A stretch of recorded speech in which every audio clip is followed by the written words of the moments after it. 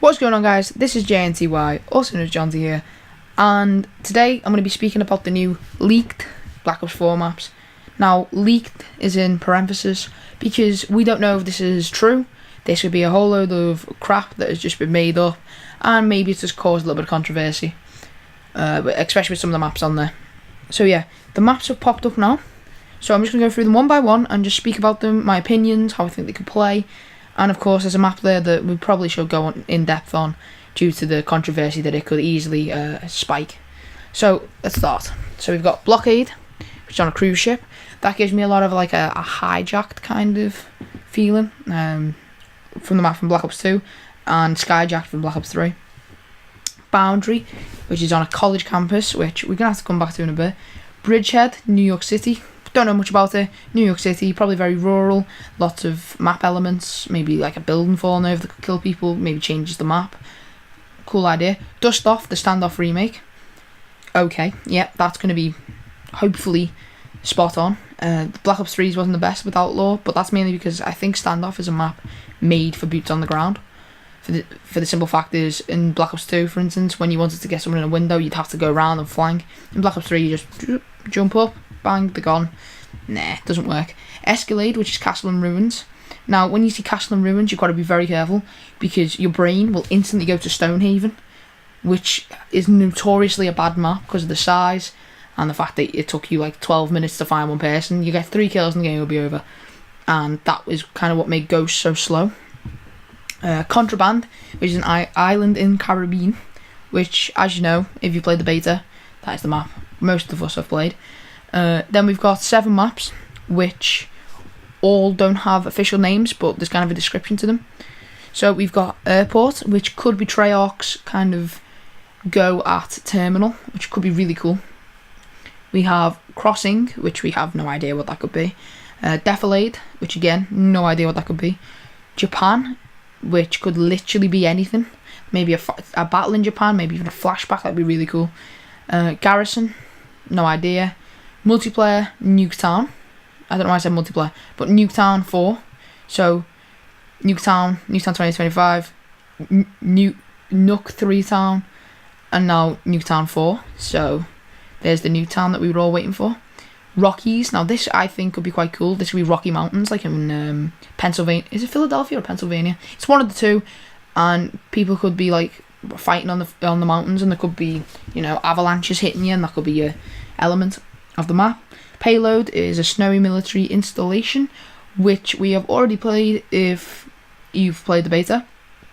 Raided, which is a raid remake, which could be incredible. The only thing is the original raid was, I think it was Menendez's house, like his mansion, but Menendez is dead, so maybe it's like a museum of some sort. Because obviously that was quite a big thing, Cordis the Air and stuff, so it could be like, oh, well, this happened in 2025, and, you know, Cordis the Air was a thing, and this is the mansion of the Cordis the Air move. So yeah, Rooftops is the Firing Range remake. This has the ability to be either the best map or the worst map.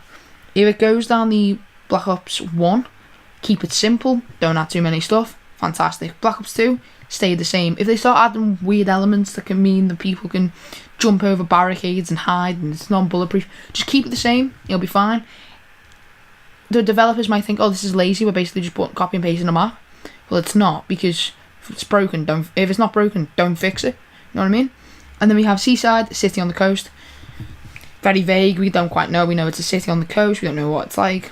Okay, so I'm going to go into them a bit more in depth, the ones that I need.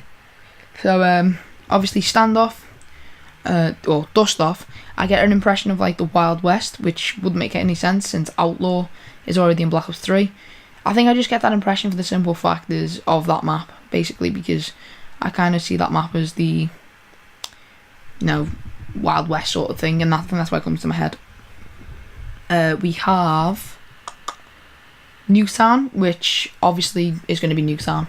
It's not going to be anything else. They're not going to call it anything else, unless they're doing like a Harry Potter where J.K. Rowling used to call it like what was it? I think it was like Flower in the Bed meant Harry Potter Order of the Phoenix because they didn't want to leak it.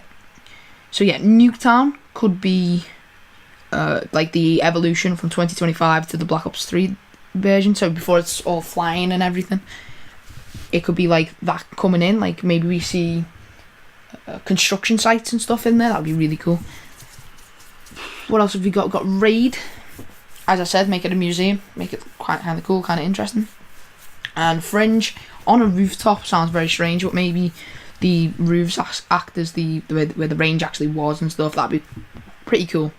Right, now I've got to speak about the main thing, and that's college campus boundary. Now, you cannot make a map. Well, obviously you can, but this is very, very risky from Treyarch, for the simple fact that this map is obviously set on a college campus.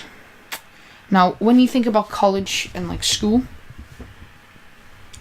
in French, in the French language, le collège means school. So here we call college a form of school in England, and obviously college is a school in America. So the international term for school is normally college. So you put a map about a school in a game about shooting. Now, if you fuse them two together, that was me clapping, kind of fusing them, you kind of get something that you probably shouldn't put in a video game this in 2018.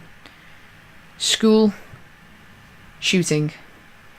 And after we've seen the likes of the Columbine shooters, Dylan Clayball, Derek Harris, who shot up their Columbine school and tried to bomb people in it, just disgusting acts of inhumane violence. We had Dominic Cruz go in and pull the fire alarm and spray an AR when people were coming out. Again, just completely inhumane, psychopathic behaviour. Who else did we have? We had Adam Lanza, who they blamed Call of Duty on, which, incredible. The media will find anything to not blame the corrupt health system, which I really, really don't blame them for, to be fair, because I'll be truthfully honest, none of this school shooting would have happened. Well, that's a bold statement, but most school shootings wouldn't happen if there was a free healthcare system which allowed people who had mental health problems and were thinking about this to easily go and, express themselves to someone. And I think that'd stop it a lot more. That's why, personally, and as well, the banning of guns. But I think, personally, that's why we don't have too many mass shootings in schools, or mainly anywhere, unless it's gang-related, which, obviously, can happen. So, yeah, it's a bit strange to put a school shooting, or, like, shooting, a school shooting in parentheses, because you're not actually, like, going there to shoot a school. But, especially with no Russian, where you go and just gun down innocent people, you'd think that Activision or Call of Duty would have learned their lesson. If this gets past anything, if this genuinely no one calls them out on this, I will be very, very surprised. Because if I was a social justice warrior, and I'm not saying, I'm not saying it's bad to be, but sometimes they get very annoyed over stupid things. But if I was a social justice warrior and I seen that there was a game that mainly kids play, and I mean 13 to 17-year-olds, and obviously old people do play it, but that's the main target audience. If I seen that they were putting in shooting a school, I would be up in raw. Like, how dare you? This is clearly going to be used as propaganda against you, so why do it? But if Treyarch does pull it off and manages to make a college campus map, and it doesn't have anything related to school shooting, they need to at least do something like maybe a help number on like one of the walls, just to kind of give an impression that we're not actually just trying to do this to get a little bit of attention. We are genuinely just wanting to make a map that's on the campus. It relates to some of the stuff we wanted to do in this game. That's fine. As long as they can maybe spread awareness with the map, I'm completely fine with it. But again, it's very, very risky from Treyarch, and I feel like if this goes wrong for them, it genuinely could be the end of Call of Duty. And I'm not saying that in like clickbait. No, I'm saying that in the fact that if the American press do not like this, they can spread things like wildfire. And I mean absolute wildfire. If you say something and they get it, and they realise we can take you down for this, they do it. It's been seen in presidential elections, it's been seen everywhere, and especially with America, that's probably where it's worse. So if Treyarch do get away with this could be like historic, because it shows that Call of Duty and Activision are willing to break boundaries to try and excel in the game. Now, personally, if I was Vonderhaar, would I have made this map? Hell no. But obviously, it's their decision. Right, I've been on a bit of a rant there. So, the video's ended, gameplay's finished. Right, I'm JNTY, also known as Jonty, and I'll see you later.